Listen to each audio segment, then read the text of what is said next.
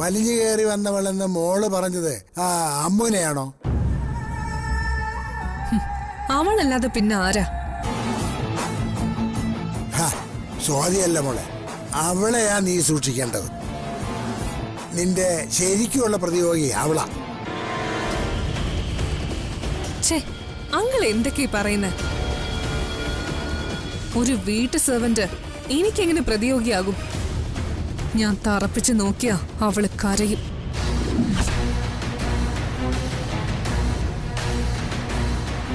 എനിക്കിനി കാത്തിരിക്കാനൊന്നും വയ്യ.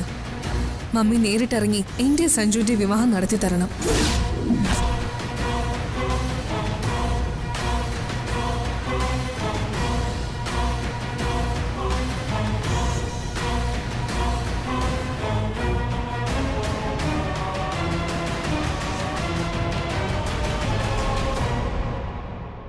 ഇനി അവൾ അടങ്ങിയിരിക്കുമെന്ന് എനിക്ക് തോന്നുന്നില്ല. സഞ്ജുവിന് വേണ്ടിയുള്ള ചരടുവലി നമുക്ക് തുടങ്ങണം മോളെ. നമുക്ക് അധികകാലം ഇവിടെ നിൽക്കാനാവില്ല. അദ്ദേഹവും ചേച്ചിയും തമ്മിലുള്ള വിവാഹം നടന്ന സഞ്ജന അടുത്ത ദക്ഷയായി മാറും. ഇവിടെ വന്നതുകൊണ്ട് പല സത്യങ്ങളും മനസ്സിലായി.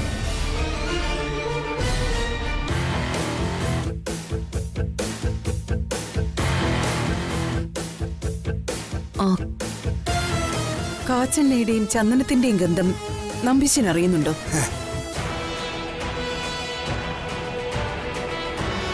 ഇവിടെയോ? ഏയ്, ഞാനൊന്നും അറിയുന്നില്ല. ഇവിടെ ആ ഗന്ധമുണ്ട്. ഇതാ പെണ്ണടുത്ത് വരുമ്പോഴുള്ള ഗന്ധമാണ്, അമ്മുവിന്റെ ഗന്ധം.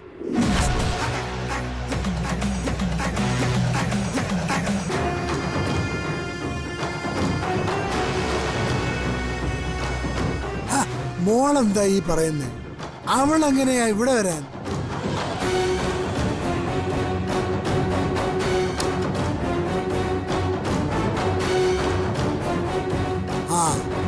അവളെ കണ്ടപ്പോഴുള്ള ആ ഗന്ധം മോളുടെ നാസികയിൽ നിന്ന് വിട്ടുപോകത്തതാ. അല്ല,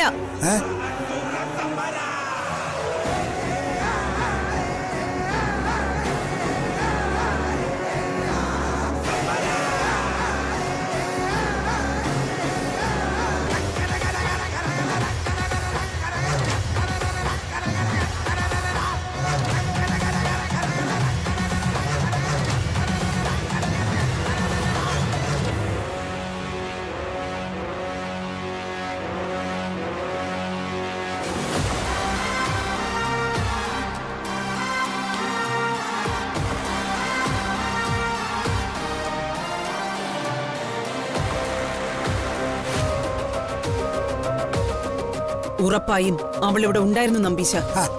മോക്കിത് എന്താ പറ്റിയത്? എനിക്കറിയാം അവളുടെ വാക്കുകൾ മനസ്സ് തകർത്തു കളഞ്ഞു. നമ്പീശനൊന്ന് പുറത്തു പോയി നോക്ക്. അവൾ ഇവിടെ എവിടെയോ ഉണ്ട്. പോകാനല്ലേ പറഞ്ഞു?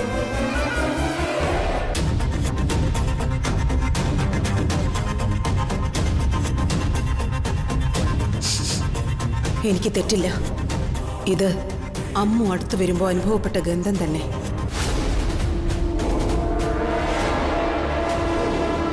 അങ്ങനെയെങ്കിൽ എങ്ങനെ അവൾ ഈ റൂമിലെത്തി? എന്റെ സംശയം കേട്ട് രക്ഷപ്പെട്ടു പോയതായിരിക്കും.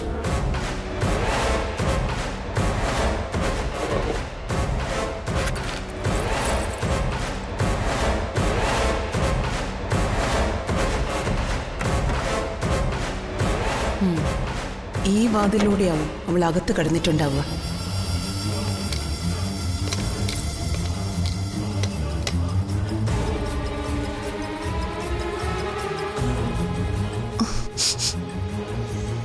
ആ മണം ഇപ്പോഴും ഉണ്ട്.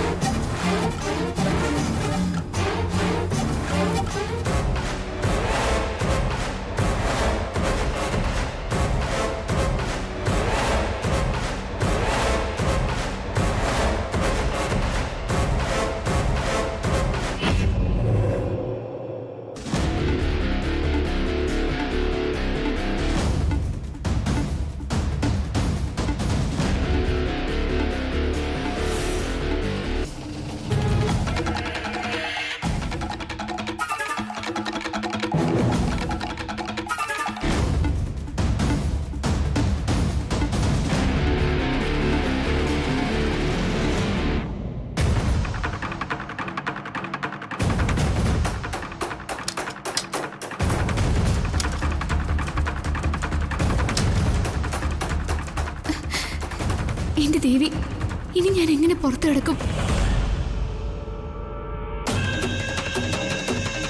അവള് കിഴക്ക് ഭാഗത്തെ വാതിൽ വഴിയാ വന്നതും പോയതും. അതിനുള്ള സാധ്യതയില്ല മോളെ. ഞാൻ എല്ലായിടത്തും പോയി നോക്കിയതല്ലേ.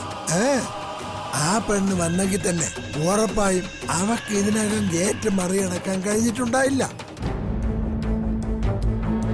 നമ്പീശൻ എന്തു പറഞ്ഞാലും ഞാൻ വിശ്വസിക്കില്ല. ഓ, അവൾ എന്നെ പിന്തുടർന്ന് ഇവിടെ വന്നത് തന്നെ. നിന്നെ കൊണ്ട് ഞാൻ തോറ്റല്ല മോളെ. വല്ല ചെടിയുടെ മറ പറ്റി അവള് നിൽപ്പുണ്ടാവും. ദേ, ഞാൻ പോയി ഒന്ന് നോക്കട്ടെ. ഹോ, വല്ലാത്ത ഭ്രാന്ത് തന്നെയായത്. എന്ത് കഷ്ടമായത്.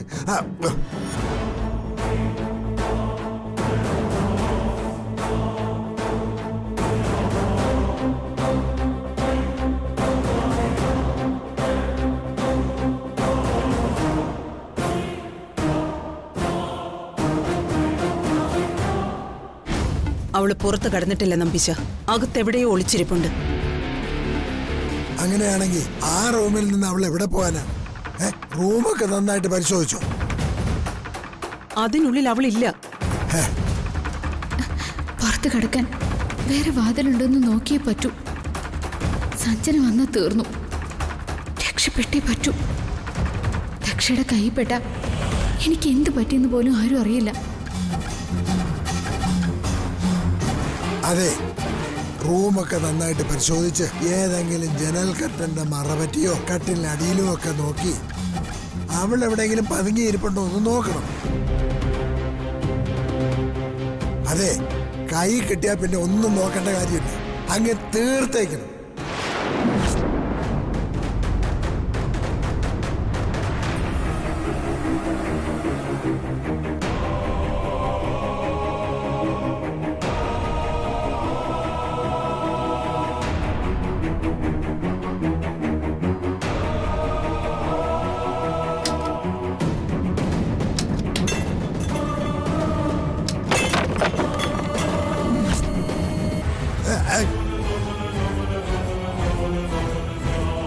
നമ്പീശ, എന്തോ ശബ്ദം കിട്ടും. ഞാനൊന്ന് നോക്കട്ടെ.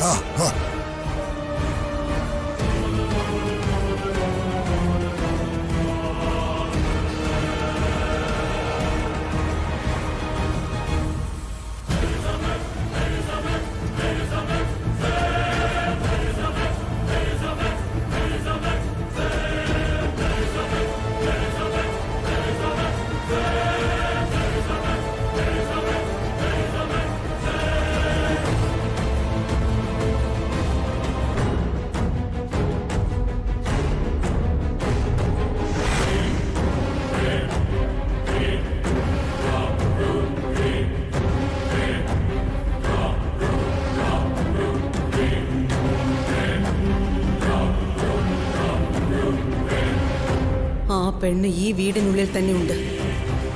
എന്റെ വീടിനുള്ളിൽ വന്ന് കയറിയവൾ ജീവനോടെ പോകരുത്. അവളെ എനിക്ക് കൊത്തി നുറുക്കണം.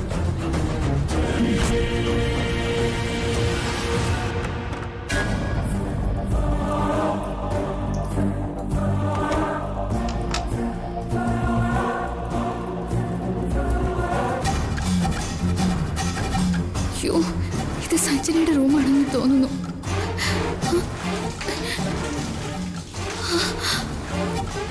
ഈ സഞ്ജന ഇപ്പൊ ബാത്റൂമിൽ നിന്ന് ഇറങ്ങും. അവളോട് എന്ത് പറയും?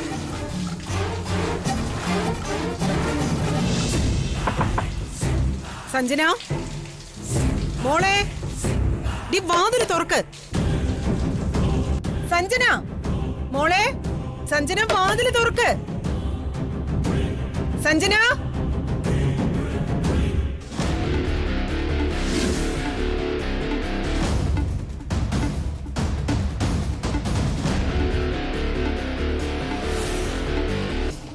ഈ പെണ്ണിത് എന്ത് ചെയ്യാ?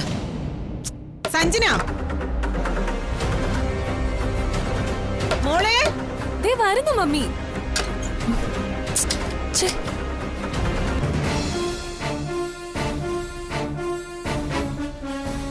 റൂം ഞാൻ എപ്പോഴാ ലോക്ക് ചെയ്തത്? നീ വാതിൽ തുറക്കുന്നുണ്ടോ? മോള് കുളിക്കായിരുന്നോ? ആ അതെ. എന്താ മമ്മി?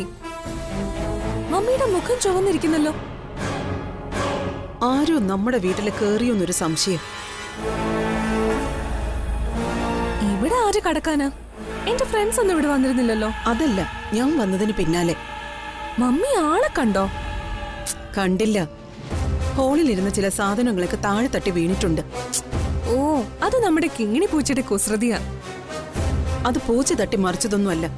ആരോ നമ്മുടെ വീട്ടിൽ കടന്നിട്ടുണ്ട്. എന്റെ മമ്മി, അതിനല്ലേ CCTV ക്യാമറ വെച്ചിരിക്കുന്നത്. മമ്മി അതിന്റെ ഫുട്ടേജ് നോക്ക്. ആര് വന്നാലും അതിൽ തെളിഞ്ഞിട്ടുണ്ടാവും. ആ, അത് ശരിയാണല്ലോ. എന്നാ ഞാൻ പോയി അത് നോക്കിയിട്ട് വരാം. മോള് വാതിലടച്ച് കുറ്റിയിട്ടോ.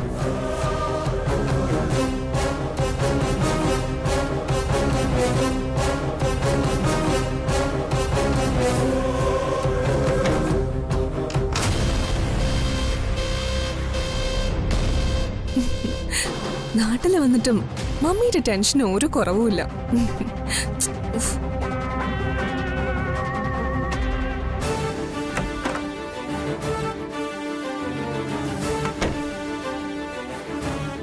എന്റെ ദേവിയെ, CCTV നോക്കിയ എന്നെ കണ്ടത് തന്നെ.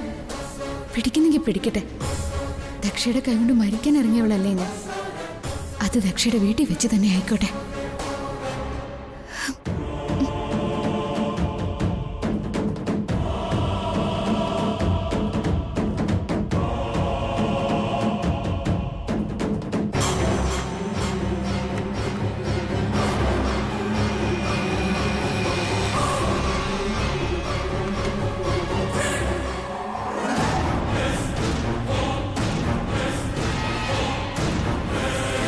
ഇനി ഓട്ടോക്കാരൻ പോയി കാണൂ ദൈവമേ.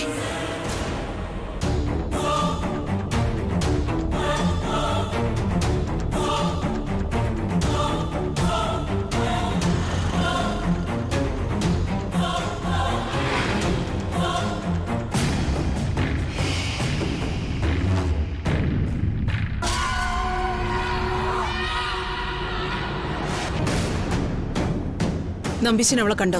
ഇല്ല. ആ, ഞാൻ ഗേറ്റിൽ എത്തുമ്പോഴേക്കും ഒരു ഓട്ടോ കടന്നു പോകുന്നത് കണ്ടു. അതിനകത്ത് അവളായിരിക്കും. അത് അവള് തന്നെയാ. ആ, നമ്പീശൻ എന്താ പറഞ്ഞത്? എല്ലാം എന്റെ തോന്നല് തന്നെയാണെന്നല്ലേ? ആ പെണ്ണ് എന്റെ വീടിനുള്ളിൽ കടന്നു കയറി. അവളുടെ ദേഹത്ത് നിന്ന് വരുന്ന കാച്ചെണ്ണയുടെയും ചന്ദനത്തിന്റെയും ഗന്ധം ഞാൻ തിരിച്ചറിഞ്ഞതാ. അത് ഞാൻ അപ്പൊ തന്നെ പറഞ്ഞതല്ലേ. ഏത് അന്ധകാരത്തിലും ഞാനത് തിരിച്ചറിയും. അതെന്റെ തോന്നൽ മാത്രമായിരുന്നില്ല, സത്യവാ. മോൾ അവളെ കണ്ടില്ലല്ലോ. ഒരു സംശയം മാത്രമല്ലേ ഉള്ളൂ. പിന്നെ നേരത്തെ ഞാൻ ഇങ്ങോട്ട് വരുമ്പോ ഒരു ഓട്ടോ ഗേറ്റിന് കുറച്ചപ്പുറത്തായിട്ട് പാർക്ക് ചെയ്തിട്ടുണ്ടായിരുന്നു. നമ്പീശൻ പറഞ്ഞത് ശരിയാ. അവൾ ആ ഓട്ടോയിൽ കയറി കടന്നു കളഞ്ഞു. അവൾ ഓട്ടോയിൽ എന്നെ പിന്തുടർന്ന് വന്ന് വീട് കണ്ടുപിടിച്ചതാ. അല്ല, അതിനെ മോള് ഇത്ര കൃത്യമായിട്ട് പറയാൻ കാരണം എന്താ? നമ്പീശനകത്ത് ചെന്ന് CCTV ക്യാമറയുടെ ഫൂട്ടേജ് നോക്ക്. കള്ളിയെപ്പോലെ അവള് വീട്ടിലേക്ക് പതുങ്ങി പതുങ്ങി കയറി വരുന്നത് കാണാം. എന്റെ ദൈവമേ, അവക്ക് അതിന് മാത്രം ധൈര്യമുണ്ടോ? വീടിന്റെ പിന്നാമ്പുറം വഴി അവൾ അകത്ത് കടന്നത്. ആ വഴിക്ക് തന്നെ അവൾ ഓടിപ്പോയതും. അവിടുത്തെ ഒരു വാതിൽ ചാരിയിട്ടേ ഉണ്ടായിരുന്നുള്ളൂ. അങ്ങനെയാണെങ്കിൽ സഞ്ജന മോൾ അവള് കണ്ടു കാണില്ലേ? അതിൽ നമ്പീശന് ഇനി സംശയമുണ്ടോ? ഞാനും മോളിൽ സംസാരിക്കുമ്പോ ആ റൂമിൽ അവൾ ഉണ്ടായിരുന്നു. സഞ്ജന എന്റെ മകളാണെന്ന സത്യം അവള് തിരിച്ചറിഞ്ഞു കഴിഞ്ഞു. അപ്പൊ അവളൊരു സാധാരണ പെണ്ണല്ലെന്ന് ഒരിക്കൽ കൂടി തെളിയിച്ചെന്നു. രക്ഷയുടെ വീട്ടിൽ കടന്നു കയറി പിടികൊടുക്കാതെ പോയെങ്കിൽ ഇനി അവൾക്ക് ആയുസ് നീട്ടി കൊടുക്കരുത്. ഇനി ഒരു ദയാദാക്ഷിണ്യവും വേണ്ട. ഇനി എന്റെ സംശയം മംഗലശ്ശേരിക്കാർക്ക് വേണ്ടിയാണോ അവള് നിലകൊള്ളുന്നേന്നാ. ഇത്രയും കൗശലക്കാരിയായ ഒരു പെണ്ണ് മംഗലശ്ശേരിയിലെ അടുക്കളക്കാരിയായി മാത്രം ജന്മം കഴിച്ചു കൂട്ടു. അവൾക്ക് അവളുടേതായ ലക്ഷ്യങ്ങൾ ഉണ്ടാവില്ലേ? അങ്ങനെ സംശയിക്കണം മോളെ. പതിയെ പതിയെ അവള് മംഗലശ്ശേരിയിൽ പിടിമുറുക്കുകയാണ്. എന്റെ അറിവിൽ അവളില്ലാതെ ആ വീട് ഒരു ദിവസം പോലും ചലിച്ചു തുടങ്ങില്ലെന്നാ. കവിത ഒഴികെ എല്ലാവരുടെയും പ്രീതി അവളെ പിടിച്ചുപറ്റിക്കഴിഞ്ഞു. ഇപ്പൊ അവളെ പറ്റിയുള്ള സത്യം പുറത്തു വിട്ടാൽ പോലും ഞാൻ ഭയക്കേണ്ട അവസ്ഥയാ. പക്ഷേ ഇത്രയൊക്കെ ആയിട്ടും ദക്ഷമോളെ പറ്റി ഒരു ആക്ഷനെ അവള് പുറത്തു വിട്ടിട്ടില്ല. അവളും നമ്മളെ പോലെ ഒരു അവസരം കാത്തിരിപ്പുണ്ടെന്ന് വേണം കരുതാൻ. അത് നമുക്കൊട്ടും അനുകൂലമായിരിക്കില്ല. ഞാൻ വരുന്ന വഴി ഏട്ടനോട് അവളെപ്പറ്റി സംസാരിച്ചു. പലവട്ടം കവിതയ്ക്ക് വേണ്ടി ഏട്ടൻ അവളെ തീർത്തു കളയാൻ നോക്കിയതാ. പക്ഷേ തോറ്റു പിന്മാറേണ്ടി വന്നു. പിന്നീട് ഏട്ടൻ ആ ശ്രമം തന്നെ ഉപേക്ഷിച്ചു. മൂന്നാറിൽ എവിടെയോ വെച്ച് ഏട്ടൻ വണ്ടി ഇടിപ്പിച്ച് അവളെ കൊക്കയിലേക്ക് തള്ളിയ സംഭവം വരെ ഉണ്ടായി. എന്നിട്ട് ഒരു പോറൽ പോലും ഏൽക്കാതെ അവള് മംഗലശ്ശേരിയിൽ തിരിച്ചു വന്ന കഥയാ പിന്നീട് കേട്ടതത്രേ. ആ, ഇതിനും മാത്രം അവക്ക് എന്ത് പവറാണുള്ളത്? എവിടെയോ അവളിലൊരു ദൈവാംശമുണ്ട്. അത് പരിഹസിച്ച് തള്ളിക്കളയാൻ പറ്റില്ല. ലക്ഷ്മി എന്ന അവളുടെ പേര് തന്നെ. ദേവീ കടാക്ഷമുള്ള പെണ്ണിനോടാ ഇനിയുള്ള എന്റെ ഏറ്റുമുട്ടൽ. അതിന് കാശും കയ്യൂക്കും മാത്രം പോരാ.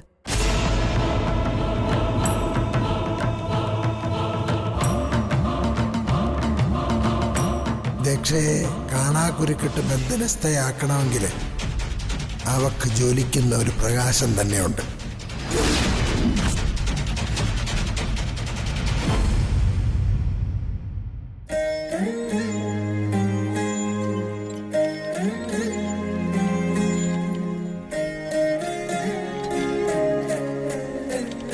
ഞങ്ങൾ എത്ര നേരമായി കാത്തിരിക്കണമെന്നോ? എന്തെത്ര വൈകിയത്? സ്കാനിംഗ് റിപ്പോർട്ടിനാ ലേറ്റ് ആയത്. പിന്നെ പുറത്തുപോയ അച്ഛനും മോളും നേരെ വീട്ടിലേക്ക് വരില്ലല്ലോ. ഐസ്ക്രീം വാങ്ങാൻ വേണ്ടി നിർത്തിയതിന് അമ്മ ഇങ്ങനെയൊക്കെ പറയുന്നത്.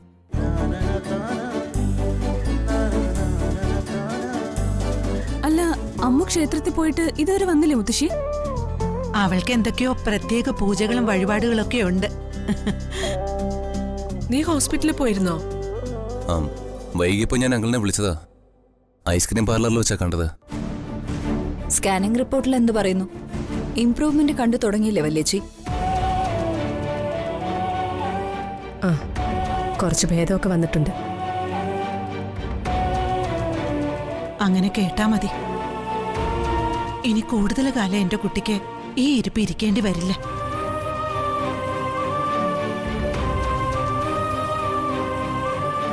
അല്ല, മെഡിക്കൽ റിപ്പോർട്ട്സ് സ്റ്റേറ്റ്സിലേക്ക് അയക്കുന്നില്ലേ പ്രഭട്ട? ആ, ഉടനെ അയക്കുന്നുണ്ടത്. അച്ഛനെവിടെ? ക്ഷേത്ര കമ്മിറ്റിക്കാര് വന്ന് വിളിച്ചോണ്ട് പോയതാ.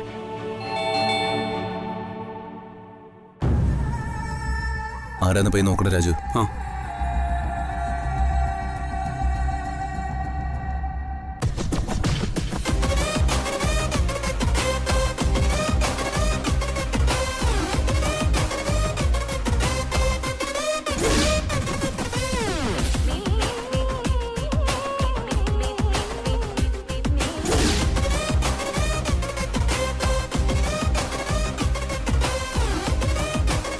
ആരാ? എന്തു വേണം?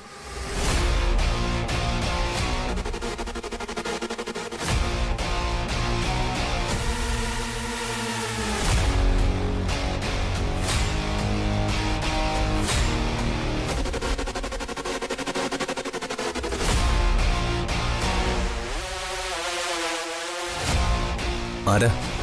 ക്ഷമിക്കണം, വാതിൽ തുറന്നു നടന്നപ്പോ അകത്തേക്ക് കയറിയതാ. ഇതല്ലേ മംഗലശ്ശേരി?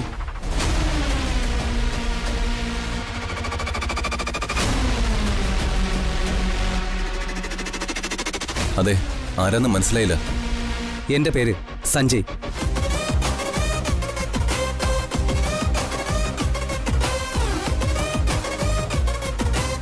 അങ്ങനെ പറഞ്ഞാൽ നിങ്ങൾക്കാർക്കും അറിയില്ല. ഇവിടെ ലച്ചു എന്ന് പേരുള്ള ഒരു പെൺകുട്ടിയില്ലേ?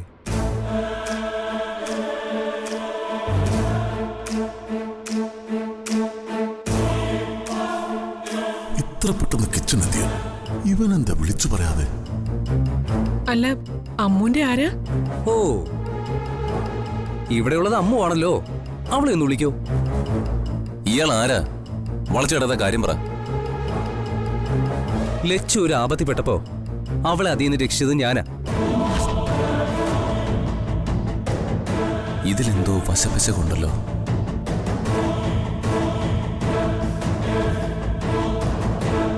അതൊരു താലികെട്ടെന്നൊക്കെ പറയാം.